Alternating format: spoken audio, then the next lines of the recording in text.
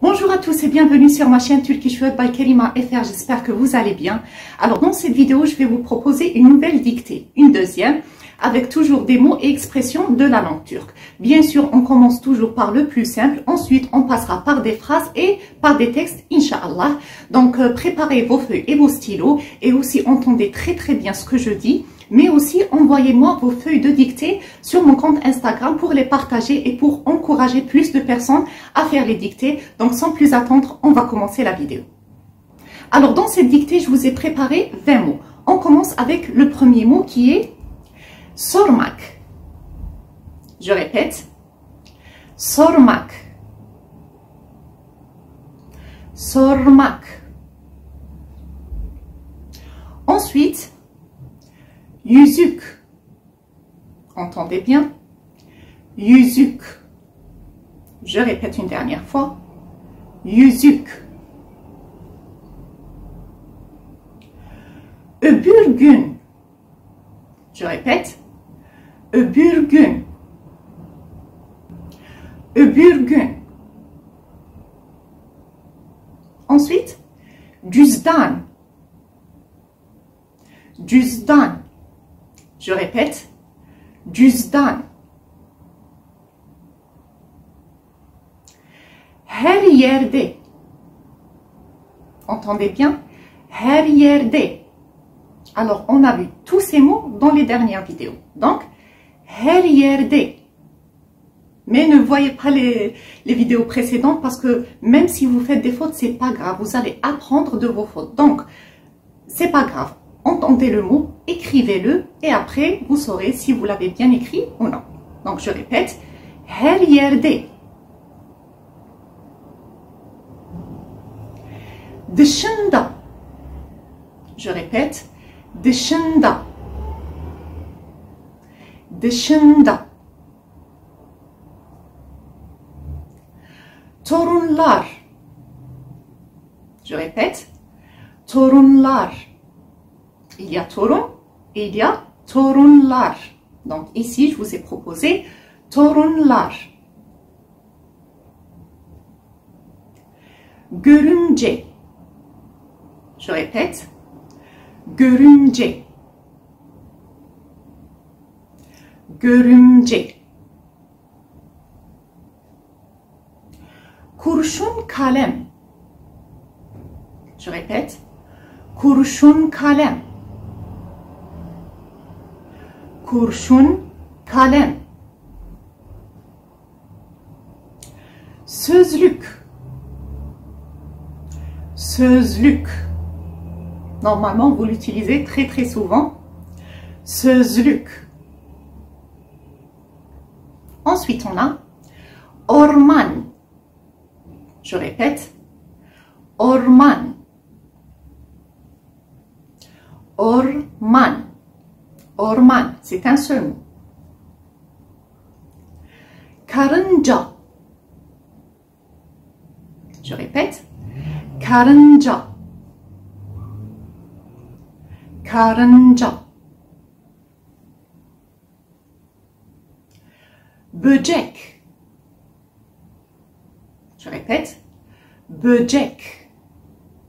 Ah oui, n'oubliez pas d'écrire la signification du mot à côté. D'accord? Entre parenthèses, écrivez la signification de chaque mot. J'ai oublié de vous dire comme on a fait dans la dernière dictée. Donc, je répète, böcek.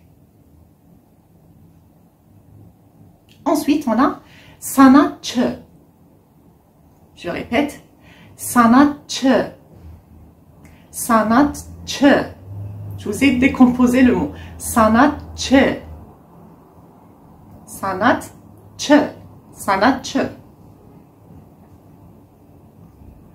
Balıkçı. Je répète. Balıkçı. Entendez bien. Balıkçı. Ensuite, kaşık. Je répète. Kaşık. Kaşık. Çatal. Je répète, çatal. Entendez bien, çatal, reçel, je répète, reçel, reçel, tavuk, tavuk, tavuk, tavuk. Et le dernier mot qui est çilek. Je répète, çilek, çilek. Alors maintenant, on va passer à la correction de la dictée. On commence par la correction du premier mot qui est sormak. Sormak qui veut dire demander. Ça s'écrit de cette manière. Donc, sormak veut dire demander, c'est un verbe. Par exemple, soruyorum, je demande, soruyorsun, soruyor, etc., etc. Donc, c'est un verbe qui veut dire demander et ça s'écrit bien de cette manière. Donc, c'est très très facile, je sais. Sormak, demander. Ensuite, on a vu yüzük. Yüzük, ça s'écrit avec un U, comme vous le voyez, et ça veut dire bague, une bague. Yüzük, bague. Donc, ça s'écrit avec deux U. Yüzük, qui veut dire bague. Ensuite, on a vu öbür gün. Öbür gün, qui veut dire après-demain. Ça s'écrit avec un E au début, avec un U après et gün. Öbür gün, c'est après-demain. Donc, öbür gün, ça s'écrit bien de cette manière. Ensuite, on a vu cüzdan. Cüzdan qui veut dire portefeuille. Ça s'écrit avec un C et pas un Ç. C, cüzdan.